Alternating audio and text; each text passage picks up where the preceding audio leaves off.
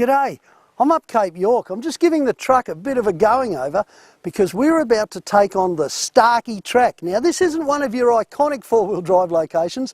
This is one of those lesser known tracks on the east coast, and it's got everything from what I've been told. It's got swamps and sand hills, plenty of river crossings, and right at the end the amazing Desert Creek, which is a crocodile infested very wide patch of water, supposedly impassable at the moment. Right, well we'll see. Come on, this is going to be a really good adventure. We're starting our adventure in Cairns, Queensland's fourth largest city, and somewhere a couple of million holiday makers each year head for. It's a great jumping off point for reef and wet tropic tours, and of course when you're heading up north for some four-wheel driving. The Bloomfield track is the best way to get a bit of a start on the Cape. Get a bit of a feel for it. It's a lovely track and the views are spectacular, they really are. Once you get up north, you get into the Daintree, 1,200 square kilometres of World Heritage Rainforest. If you want to know more about this area, drop into the Gateway Discovery Centre. They've got all the information there. All Jack needs to know is how to throw a stick though, or how to fetch one anyway. He loves a good play, my dog. Just remember to watch out for marine stingers on the way through, eh? And don't forget the vinegar. You should always have some vinegar in your truck up here. It's getting pretty late in the day now, but I know just the spot to stop off, have a beer and stay the night. Well, this is it, the Lion's Den. And for me, the best trips up and down the Cape have started or ended here with a beer. And I'm hoping to meet a mate in here too who knows a bit about the track conditions. He's just been up there. Come on, let's go. The Lion's Den is an old timber and iron bush pub, and they offer terrific accommodation and camping out the back. It's always full of battle-weary four-wheel drivers ready to share their own war stories from their trips up north too. Terry Rook runs Captain Billy Tours out of Cairns. He's coming back from his latest adventure up there, and I thought if I bought him a couple of beers I might be able to talk him into showing me around the Starkey. Supposedly Terry knows this area better than anyone else.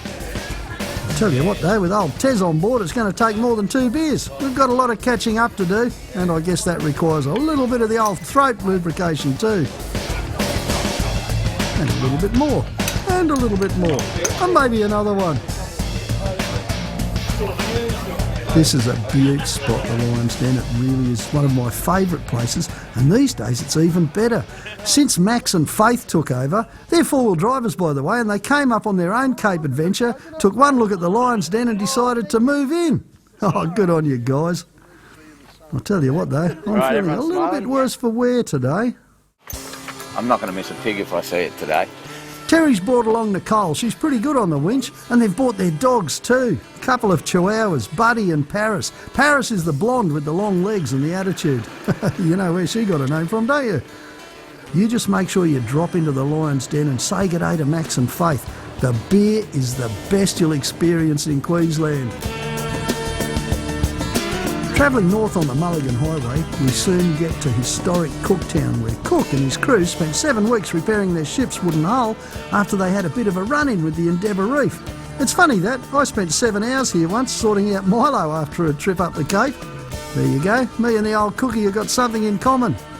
Terry and I head up to the lookout at Grassy Hill because from here we get some rough idea of where we're going to go. Quite clear, you can actually see the track that we're going to go out on. We pass out past the airport, which you can see down here, and then we pass behind those hills. Oh, okay. And we come in north of Cape Bedford up here. Yeah, that's Cape Bedford there, isn't it? The furthest one, yeah. Yeah. You know, it looks real easy from here. Yeah, bit of fun in the meantime. Oh, I love it. Let's go and do it. It's beautiful. We're going to take a bit of a detour east towards Cape Flattery, slosh around in a few swamps, and then head back up the Starkey to tackle those croc-infested river crossings all the way to Wakuka. Then we'll head on to Old Cowpow, and that's where the Nasty Creek is, just before Old Cowpow. We'll finish our adventure up at Lakefield National Park. That's if we get through, I guess.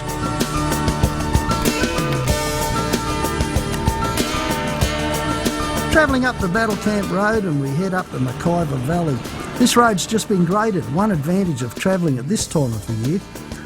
Later on in the season it's going to be rough as guts with corrugations after all the traffic during the busy season. Tell you what, Milo is just cruising this, he's loving it. Well, we haven't done anything too tough yet, but the new gearbox, transfer and engine, It's just sort of combined to make it feel like a new truck. It's good to have Milo back where she belongs. I reckon this will be the first of a whole lot of Cape trips instead of the last. It's always good to check with the folks at the RACQ because they record the road conditions too, all over the peninsula. Pretty soon we're on our detour towards Flattery and it's time to get a little bit dirty too.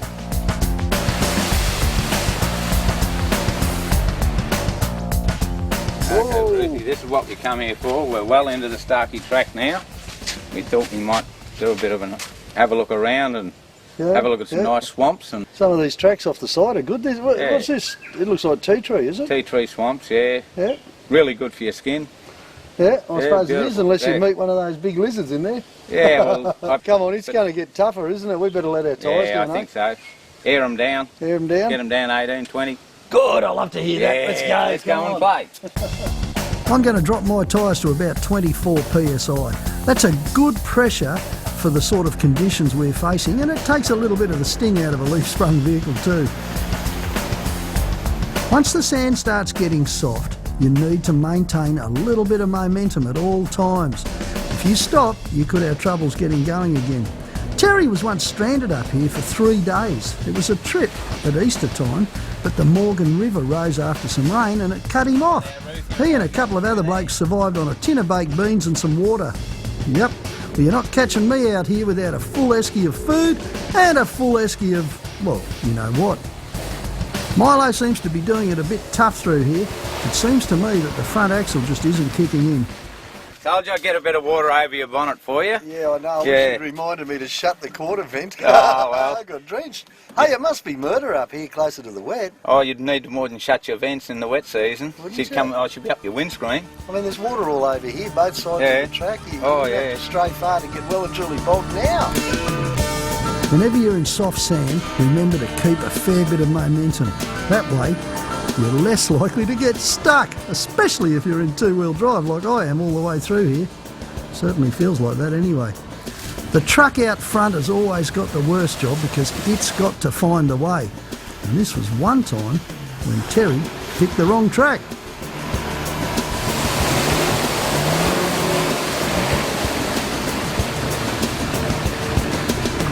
I tried swinging off the stick back in that puddle, but I've still only got two-wheel drive. So there's only one thing for it, Tim. I need a new shirt. 2 WD action.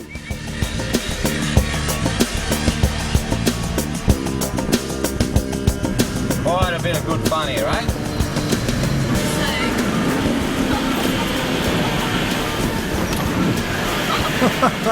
I reckon Nicole's really enjoying that being chucked around in the truck. Until it stopped anyway. Hey Terry, how stuck are you? Do you need a winch up? I'll have to get out and have a look, but I'd say I might. Righto mate, I'll try to come around another way if I can and see if I can get in front of you somehow.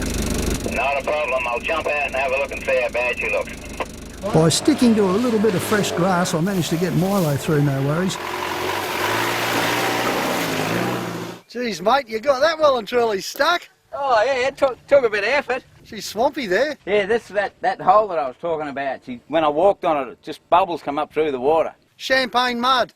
Hey, is your winch operating? Yeah. All right, well, I'll grab some gear and we'll hook off the back of Milo. Now I'm going to hitch Milo to a tree here because there's no way my old girl's going to snatch out that heavy ute. Not stuck the way it is, no way. So we'll tighten Milo up against the tree and then Terry can winch off the back of her. Hopefully that'll get us through. You're not digging, that's for people who don't have winches. Mate, I spent too much time on the end of a shovel.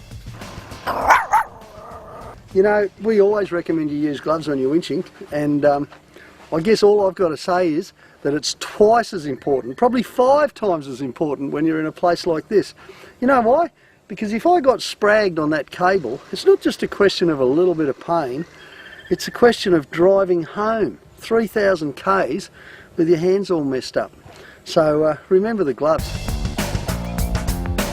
The tray bag's carrying a lot of weight, as most tour vehicles do, and that sure doesn't help in this situation.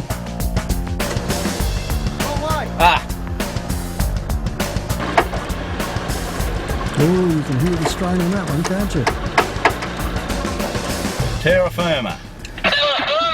Eggs on terra firma. We're away. Now, the important part about this whole exercise is to remember that the 30-year-old Toyota rescued the new one. Along with the winch on the front of my truck, I wouldn't even look at coming up here without some snatch straps, D-shackles, a winch strap and a tree protector, my gloves, a long-handled shovel, a high-lift jack, and you want some jacking or bogging boards too. I've got a couple of bits of plywood in the back in case I need them. We're sort of roughly on the east side of Australia, somewhere towards the top. Is that right? Yeah, somewhere to there. Just above Cape Bedford we are, mate. We don't normally track it within a couple of 100 k's, so that's really good. Yeah, I didn't get you lost, did I? That's all right, mate. That's why we don't have GPSs, because no one can understand them. There's nothing like driving up at Cape Beach and knowing you're the only people up here. It's a top feeling, it really is.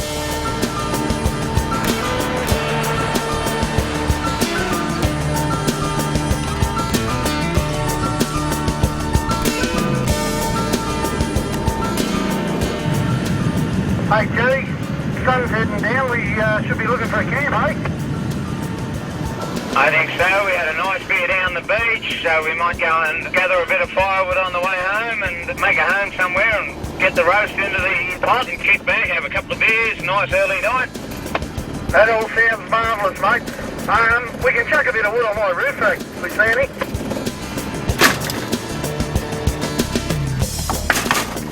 Good red stuff, red stuff.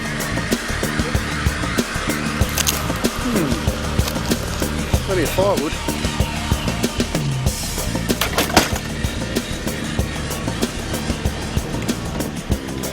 After driving inland, we decided to set up camp at the mouth of the McIver River.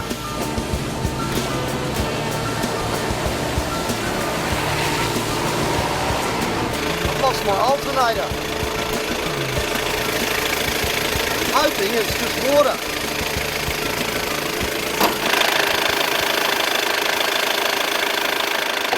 Connection here off the alternator's got water in it from that last puddle.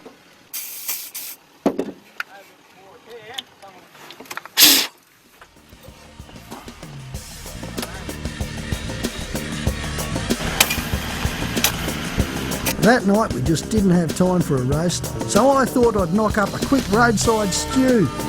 Buds are in that long tray, aren't they? Funny, isn't it, really? The best campsites are the ones with a fire.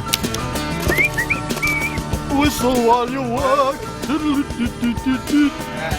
chef is a good chef. And yeah, well, you got to keep my whistle wet. And that's as snag as I'm ever going to get. Having 40 winks at the camp while the blokes cook. I'll make you scones in the morning. Now, this isn't beer. We're going to try Terry's special lamb rag out. Carrots pickled in Worcestershire. This is a trick I learned from McDonald's. You always put sweet stuff in your food no matter what it is and it makes it taste better. That stew was really easy to knock up. I just chopped up some lamb chops, threw in some potatoes, carrots and onion, all into the hot pot. Not bad, eh? And then we added that packet of Terry's lamb rag out, a little bit of honey, some beer, chucked it in the pot and cooked it for half an hour. Beautiful.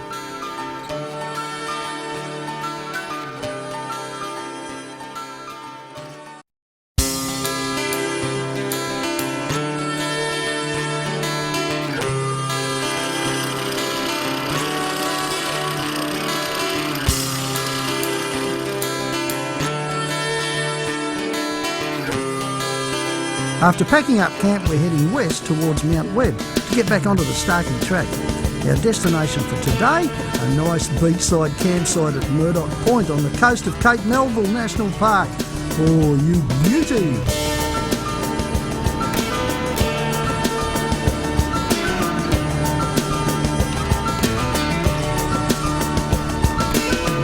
Here we go, crossing the Starkey River.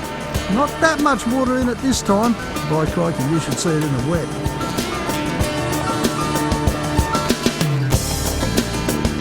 Once we get over the Starkey, the terrain turns to savanna woodlands, which once stretched right across the tropics of Africa, Australia and Asia. Most of it's been cleared or seriously degraded, but Australia's got the least disturbed of these habitats, which cover something like 80% of Cape York Peninsula. Now this is a really good place to keep an eye open for grass seeds in your radiator. Another tip too, and Terry should know this because he's a radiator man, don't go burning those grass seeds out. Yes, it does work, but it can also melt all the solder in the top tank and then you're in some real strife. This woodland up here is dominated by the Darwin stringy bark, and after a while it's pretty easy to get lost, with the track often leading into different directions. You know what? I think I'm lost. Terry said back there, you know, turn right at the tree that looks like the handbrake. Well, I've been looking for a big baobab tree, you know, with a whole lot of knots around the top there, and I missed it, I think. But it doesn't matter because I know the guys are somewhere behind me. It's not far off camp time and we've got plenty of fuel. And the best thing about tracks like this is you can always turn around and go back up them.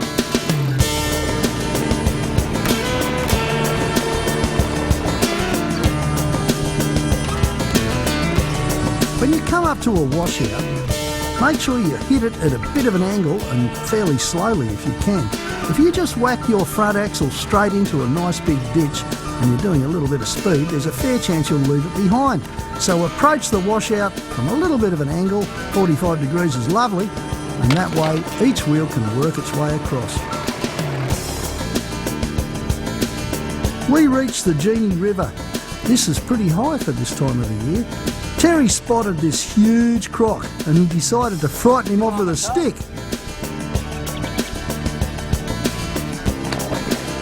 Well, I hope he doesn't fetch it and bring it back. Two-wheel drive, I'd rather give it to Terry than go through the middle of it. Yeah? But I would like to put you first, so I've got something to pull off. Let's go and do it.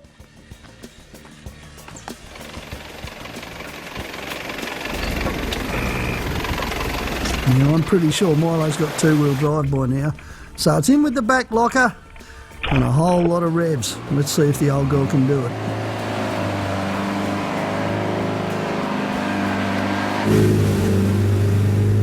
No. There's some things you just can't do in two-wheel drive, even with a locker. What amazes me is that the old girl pulls back out of that. She felt like she was stuck well and truly. This is quite an amazing truck, this green truck. Yeah, I reckon a snatch would be real nice about now, Terry. Yeah, well, if you reckon I'm standing around in that creek with that large croc hanging around, you got to be joking. I'll try fitting through the window. Actually, it looks like that window needs enlarging, doesn't it? Gee, they got small windows on these Toyotas these days, haven't they? Get ready, John. I'll come back, so I'm not sitting too long before I go. Righto, mate, I'm ready when you are. Oh, the big V8 hoiks Milo straight out of there. Good stuff. I was starting to get a bit worried there. Didn't want the water stopping the fridge or anything, you know. Well, it looks like we're going to reach Murdoch Point after all, but once again we'll be setting up camp in the night. But no, Terry, I don't reckon we'll make camp before nightfall if we're going to camp on the beach anyway. Yeah, I know, mate. Another night putting up camp in the dark, but it's not hard to do anyway. They all look the same once you got the fire going anyway. It's not very far to the beach now. Shouldn't be too bad. Hope there's a bit of room there for us. No worries. Yep, looks like we're going to reach Murdoch Point after all. That'll be a great place to set up camp for the night. But do you want this bit? Yeah, now we go. The camp's only as good as the fire, isn't it, really? Because that's all you see. But I know that tomorrow morning when we wake up, this place is just going to be fantastic. And I know that because people have camped here before. There's a big beach right there. All we need is a little bit of sunlight. We'll see the whole thing. Be magnificent.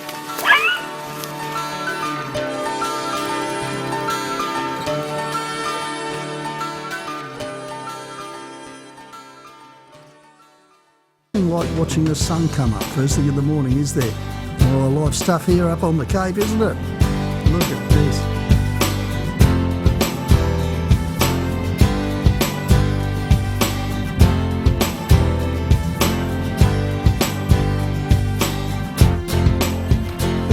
known for its great fishing, but the fines are pretty steep if you get it wrong. So for the latest on recreational rules and regulations, check out the Department of Primary Industries and Fisheries website.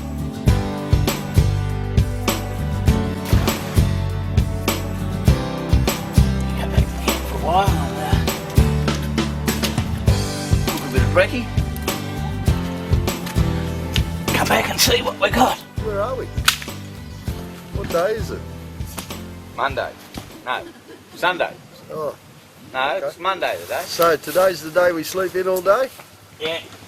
First day of work Sleep today. in all day, Hey, we're back to work today. catch some crabs, maybe have a quiet beer at lunchtime. Should we do that today? Jacko just loves being here, he really does. Our stills photographer, Anthony Worry, top bloke, used to be a surfing photographer. We nicknamed him Anton for this trip. Just go up that way, so it's not looking far north Queensland style. Yeah. Whatever you do, Anton, don't look like a crocodile. You'll probably get drilled. What's that log behind you?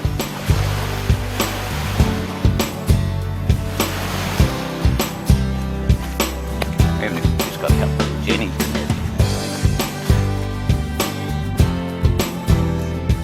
Yep, looks like these crabs have got an appetite for cat food up here too, eh? Hey there. This one's a female. It's illegal to catch a female, so it's going to get chucked back. You can tell it's a Jenny by the caspus on the bottom. Pity, eh? Good size and everything, but at least there'll be more here for next time. Look how strong the crabs are, they just tore the tin to pieces.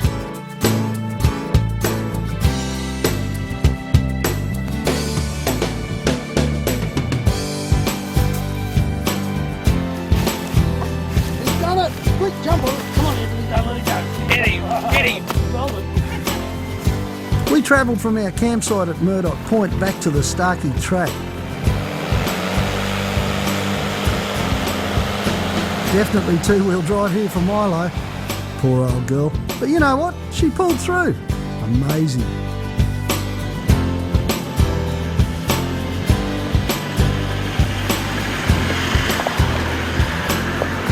There's some beautiful little dips and rocky crossings and all sorts of stuff up here. Makes for really fun four-wheel driving, but you want to take it fairly easy. There's not a lot of traffic, there's no really well-worn track or anything to follow, and there can be all sorts of horrors there just waiting to find someone like you. But there's something wonderful about being in a place like this where you know there's just not too many people through here. There never has been many people through here. Just you and your family and your four-wheel drive. Fantastic. John, this is a nice steep one, mate. It's just as well I'm going up first, so that if you do happen to have a bit of trouble, I can anchor up there and you can winch off me. Yeah, no dramas, that's a good idea. We'll see how we go. Anyway, I'm off and I'll catch you at the top. Good on you, mate.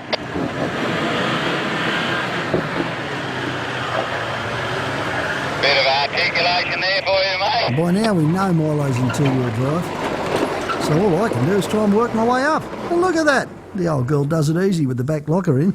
Tyres are probably the critical thing, because there's plenty of things to stake a tyre on, from odd bits of timber to rocks to all sorts of things, especially when there's a lot of grass and people have taken a few different routes. You never know what's hiding in there.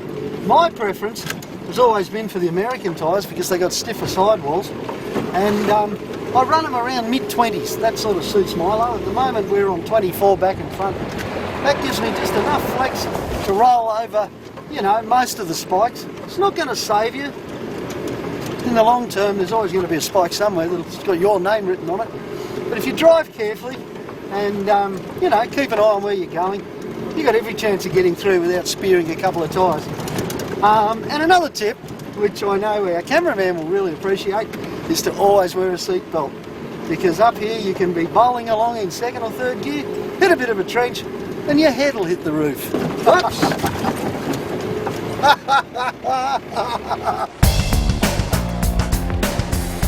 We're back on the Starkey track and we're ready to finish our run up to Old Cowpower Crossing in Lakefield National Park.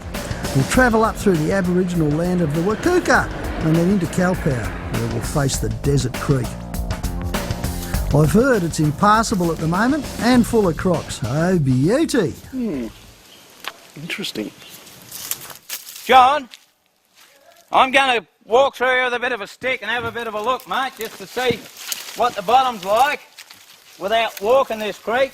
This is it, the desert creek. The crossing is long and winding and really deep. It's also got a very soft bottom.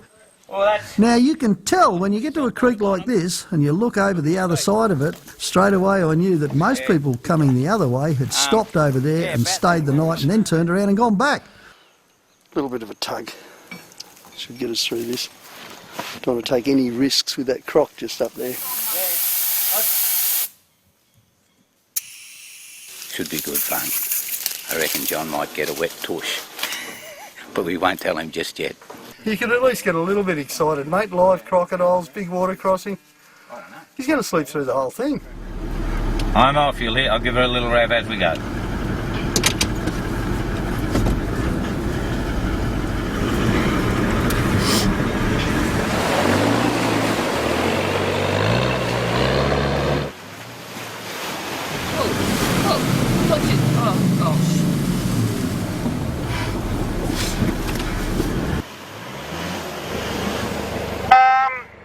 Well, I reckon I might have to winch from here and let you off the hook, Terry. you go without my weight. I think so, but I'm starting to fill up. Shall we just... Mate, I'll go as quick as I can. Stay there. Stay there.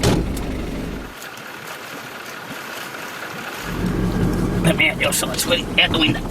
Quick. Jump it over. Oh, no. Yeah, jump on the bank.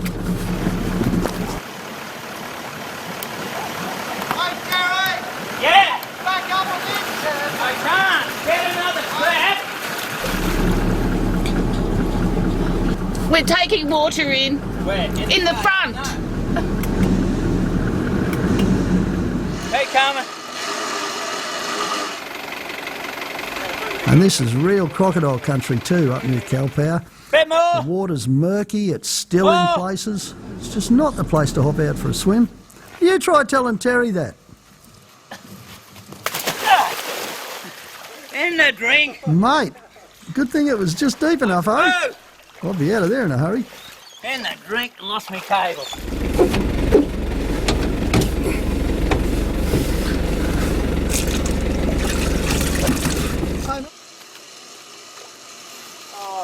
Move over, there's a wet Terry coming through. Whoa, the view's a beauty, isn't it? Oh, this is fun. Didn't you want this on your side? Oh, it'll reach? Yeah.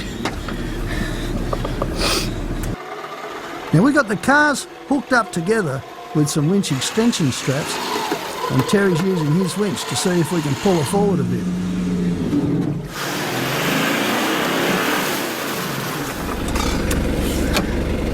Yeah, Terry, hang on, mate, we're under tension. I can't get the pin out. I'm going to have to winch up to get the pin out, okay? Just speak to John. He said something he had to winch forward to get the pin stuck or something. Are you off me yet, John? No, mate, I'm going as quick as I can.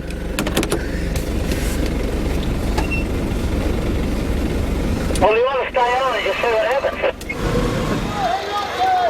Stay on, John! I was going to say stay on, because I'm moving.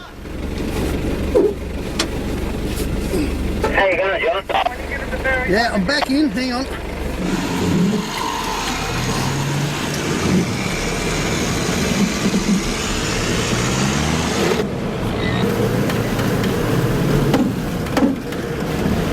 Think that's it, mate? Yeah, John. Mate, you just, can you come back? You want to move back and give it a little poke off? Alright, I'm ready when you are. No, she's sunk, mate. Got another go? Yep. Ready? I'm ready.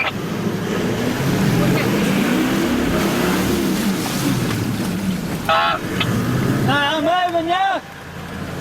Again. Give it one more, John. We are going. Righto, mate, we'll try.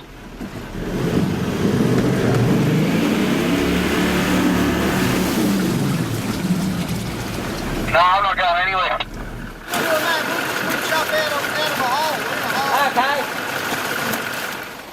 times like this I wish I'd gone on that diet the handbrake wanted me to go on. I mean, you know, if Milo was a little bit lighter we might have pulled straight through here. While he's sitting up, he's not taking water there, you see.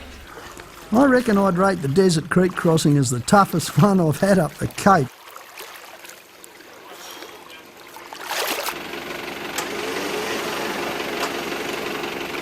So that I can get a run up, Bomba. How to get in?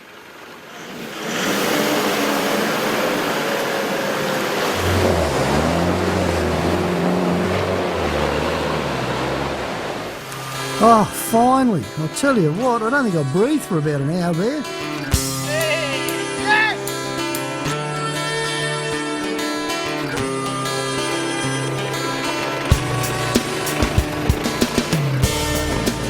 If you're going to come up here in the wet season, don't expect to get very far. And don't expect to be comfortable either. It's just not that sort of a place. It's humid, it's sticky, and most of these tracks will be impassable. You really want to be looking at sometime post-April, May and this side of October. Then you'll be in that good little time when it shouldn't be too bad.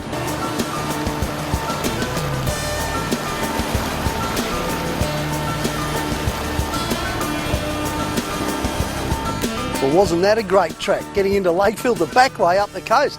Awesome four-wheel driving. I'm really glad Terry and Nicole were along. They were great to travel with, and they bailed out Milo a couple of times too. Whatever else you do, don't miss the second part of our Cape York saga, because we're going to take on the telly track, that iconic bit of Aussie four-wheel driving. Okay, well, I've heard the fish are really good here, so while I'm in with a chance, I'm off to see if I can catch some dinner. See you later. I think the only thing we're going to catch here, Terry's a handbag or two by the look of things. Looks like the Croc's got them all.